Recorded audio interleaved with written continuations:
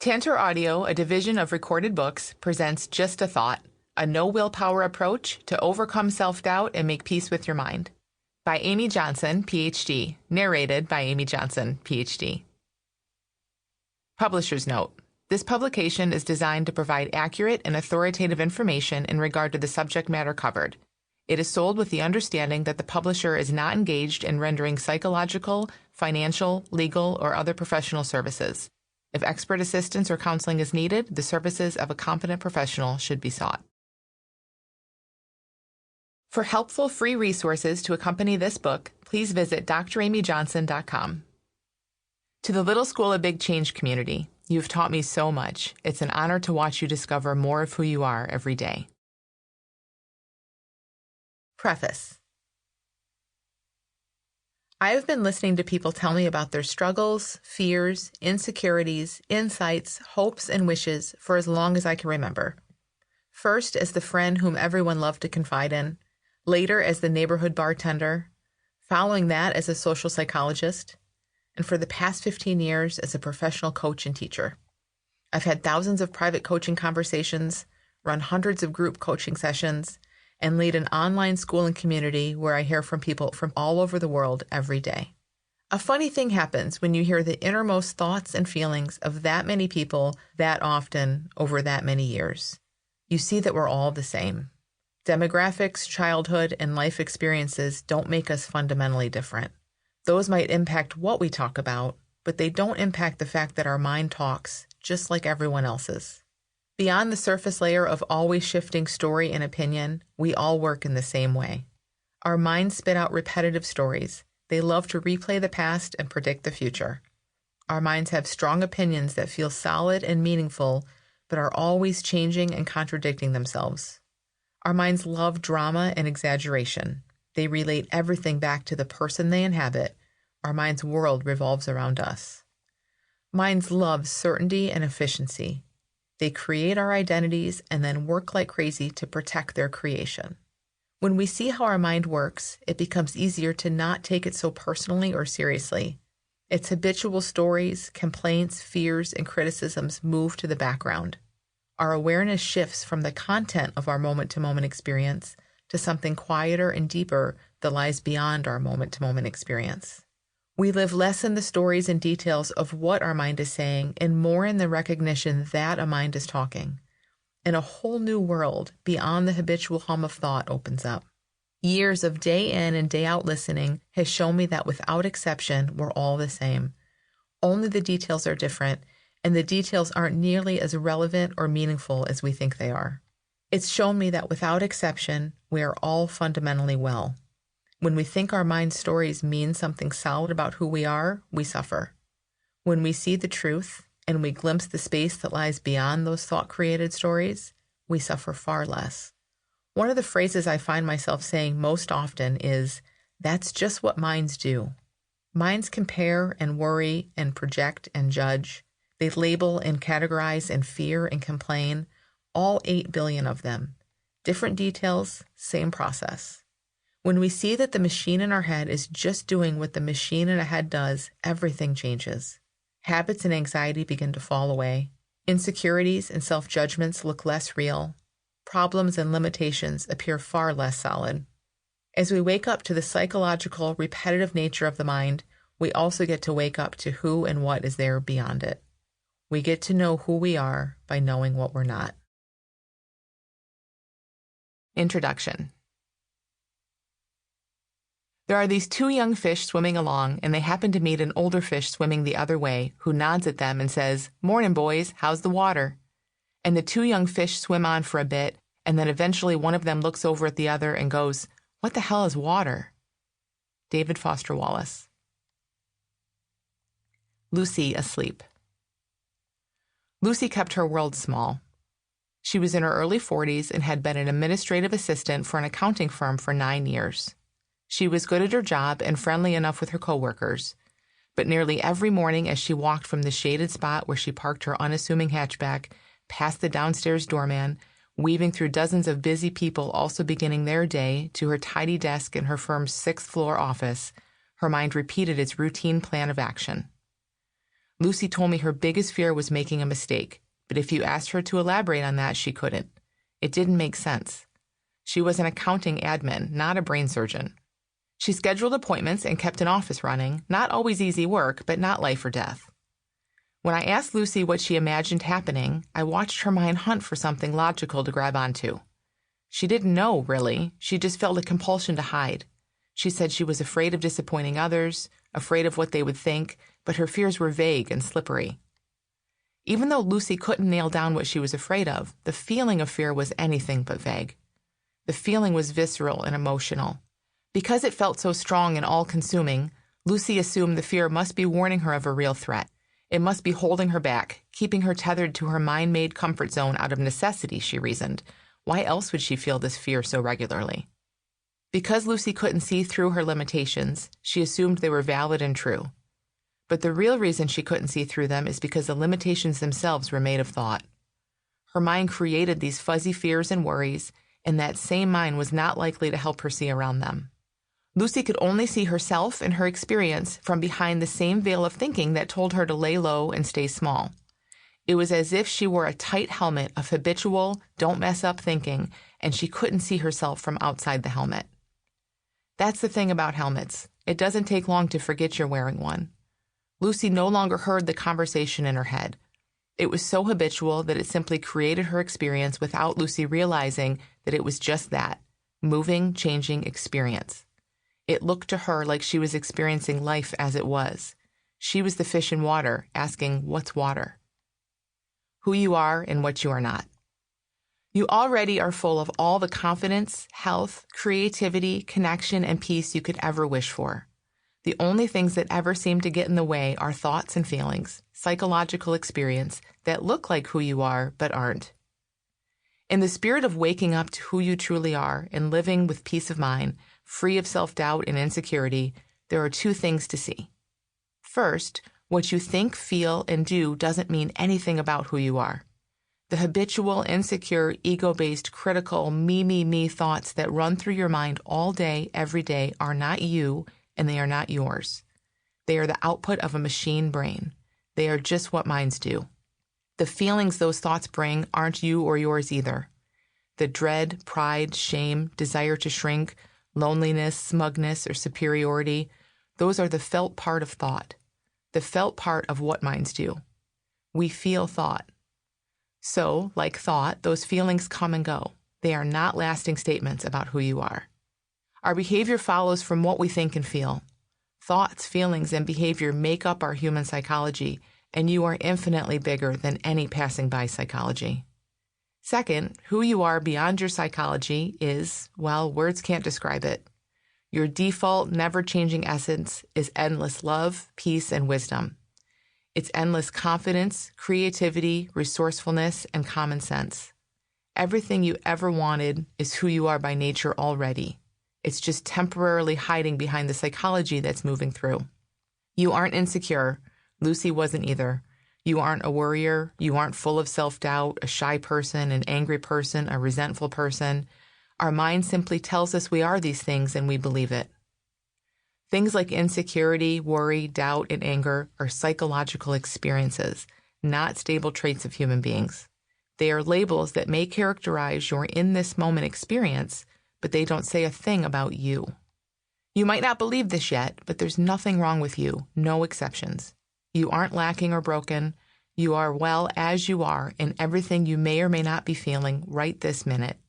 The only reason you may not feel full of confidence, peace, and clarity is because you mistake what you think, feel, and do for who you are. We all do. It's a simple misunderstanding, a clear-cut case of mistaken identity. My experience. I was asleep to who I am for most of my life. From the time I was young, I was a thinker, often lost in thought, trying to figure out how life worked. I worried a lot and carried the weight of the world on my shoulders. All of that thinking took a toll on me. As a child, I had nightmares, twitches, and separation anxiety. My anxiety continued into adulthood and hit a peak in my mid-20s when I was having multiple panic attacks every day. I was afraid to leave my apartment, leaving only for necessities, for over a year. I sought help for my anxiety, and it got better, but before I knew it, it showed up in new ways. My busy mind didn't endlessly worry about anything and everything anymore. Instead, it chose one subject, food. I struggled with binge eating and bulimia off and on for 8 years.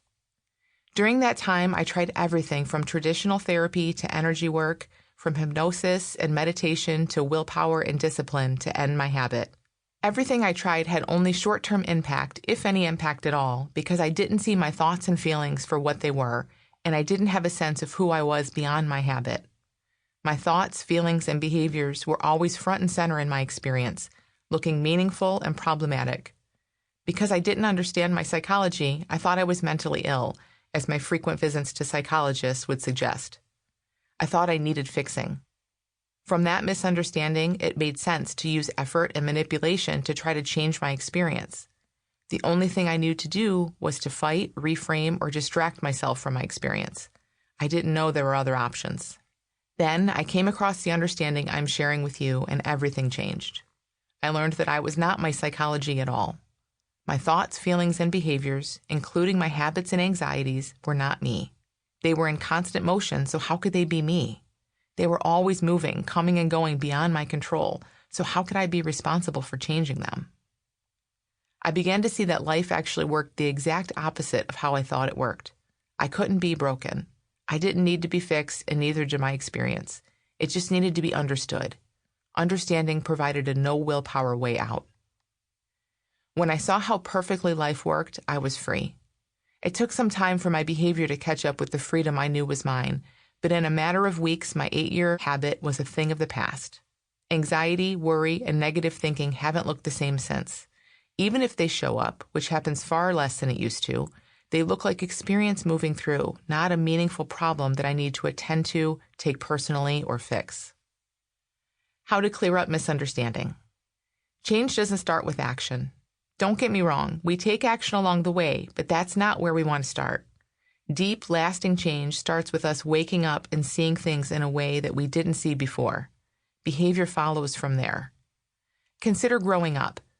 As you've grown from, say, 15 years old to the age you are today, life has looked different along the way. Your whole worldview has evolved, and you didn't need willpower or effort to manage the change. As a natural result of growing up, the things that occur to you to do are different. You might like your music a little less loud. You probably spend less time obsessing about your clothing or fantasizing about your crushes. No one had to teach you to change in those ways. Your reality is changed and your behaviors followed. The same happens in all of life. When we see our psychology for what it is, moving, changing, energy flowing through us, and we become familiar with the unspeakable expansiveness that is beyond our psychology, everything begins to shift. You're waking up rather than learning, doing, or figuring out, because there's nothing you need that you don't already have. There's nothing to add, learn, or acquire, no willpower or effort needed. Waking up is subtractive. It's an unlearning, seeing that the thoughts, judgments, and opinions that have looked like you all this time aren't. You don't need self-help. You simply need to clear up some very simple misunderstandings and come to deeply realize that you are not your experience. You are not who you think you are. You will come to see that what you think and feel is not nearly as interesting as the fact that you think and feel. That thought and feeling make up your experience of life. It is life-changing to look toward how all humans work and concern yourself less with the specifics that appear so unique and personal to you. Your mind is a know-it-all. Brains and the minds with which they are linked are prediction machines. Your brain evolved to ensure your physical survival. The earliest humans who were fastest to predict potential threats in the environment, to hear a rustling in the bushes or sense the stare of a predator, were more likely to move to safety and pass on their prediction tendencies. To your brain, prediction equals security. Consistent with its prognosticator role, your mind loves certainty. Knowing things, even before they happen, is how it does its job.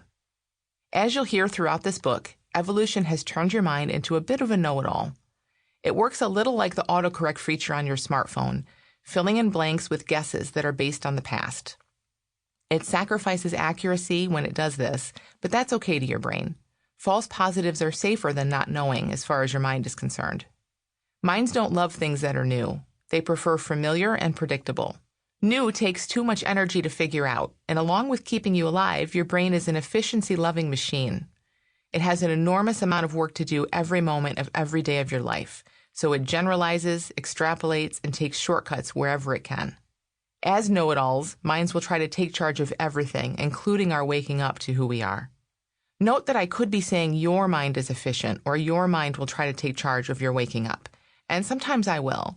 But I'll often say minds instead of your mind because I want you to see that this isn't personal. It's about all minds. All minds work in the same way. They're all up to the same tricks. Nothing here is about your mind versus your partner's mind, your kid's mind, or your friend's mind.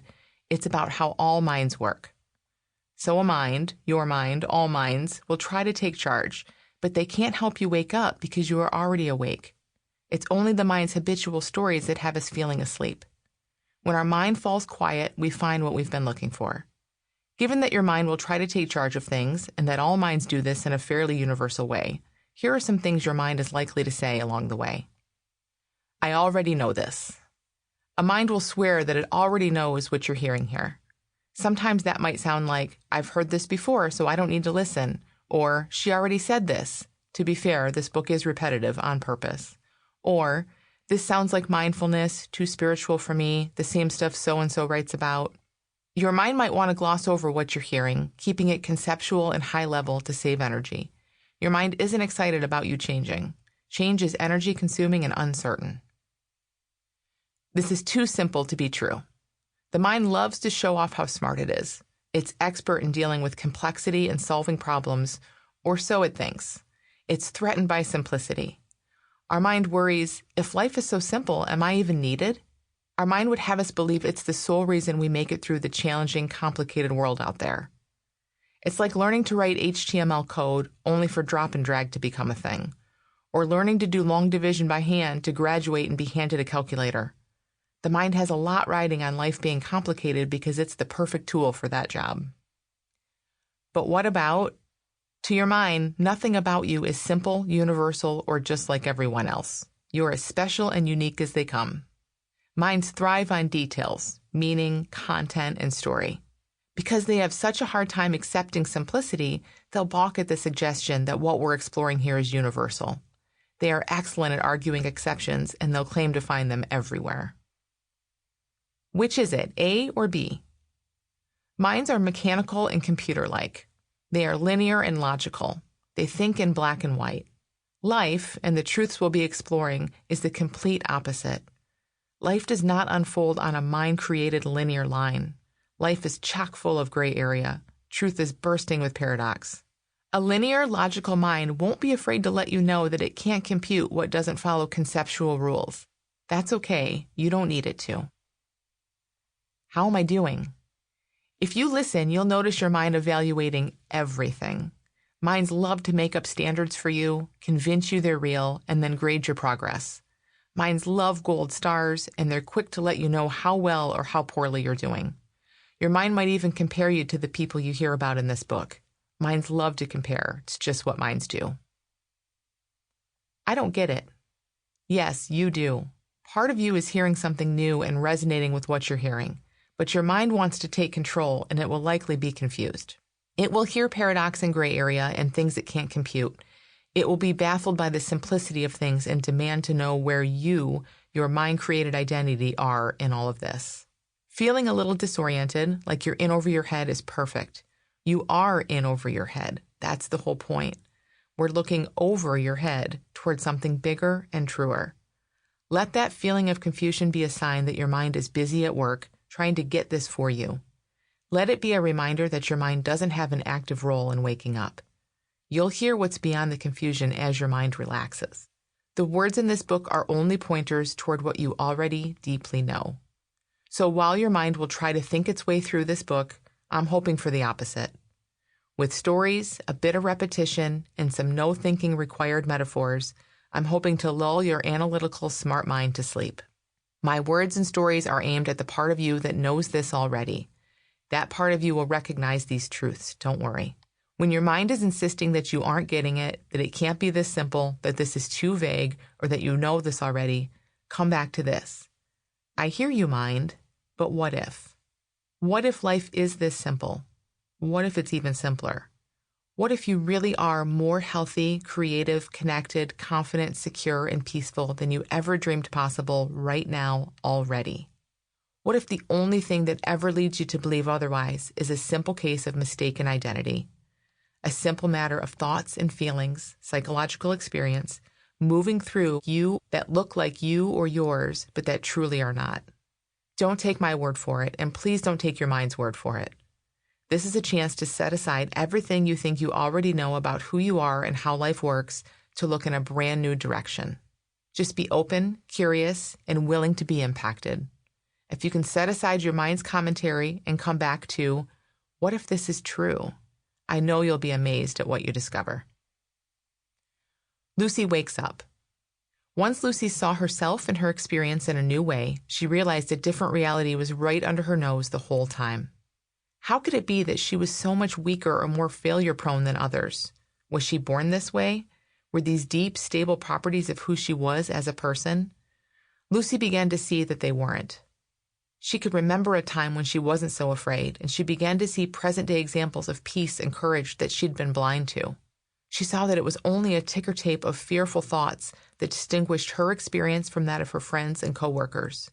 For the first time ever, Lucy began to see other people make mistakes, sometimes big mistakes, more and more. She noticed that when others drew negative attention, they weren't ruined by it. In fact, sometimes their mistakes didn't seem to bother them at all. If that was possible for them, wouldn't it have to be possible for Lucy too? Lucy remembered how baffled people were by her timidity. Throughout her life, people wondered what she was so worried about, why she was so serious, why she didn't date more, why she couldn't see herself the way they saw her. People told her how kind and funny she was once we get to know you. Before, Lucy's mind couldn't let these inquiries and compliments in. They were so far outside of what she believed that her mind filtered them out or came up with reasons they weren't relevant. She says that about everyone. Now, more often than not, Lucy is curious about others' opinions of her. How could it be that they see her so differently than she sees herself?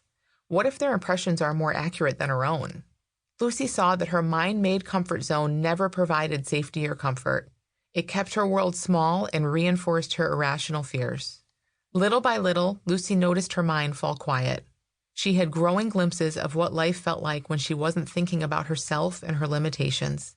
There were brief moments when she forgot she was an insecure, worried mess. Those moments were bliss. She began to see beyond the identity her mind created. She began to gradually see around the habitual thoughts and feelings that had looked like who she was for so long. Lucy asked, doesn't the fact that my mind is always creating this identity, doling out these warnings and fears, mean there must be something to them? Why else would my mind go there so often? What if it's just the opposite? I asked back. If fear and insecurity are innately, deeply who you are, why would your mind need to remind you all the time? Your mind doesn't go around repeating other truths to you, does it? It doesn't need to remind you all the time what your name is or how gravity works. Your mind is a habitual, repetitive machine. What if these thoughts and feelings are just the workings of that machine? They seem pretty mechanical, don't they? As she saw beyond what she had always believed, she was blown away. Had this whole insecure Lucy thing really been a mind-created identity that was never as true or solid as it appeared? Could it be nothing more than the result of some simple misunderstandings about who she was and how minds work?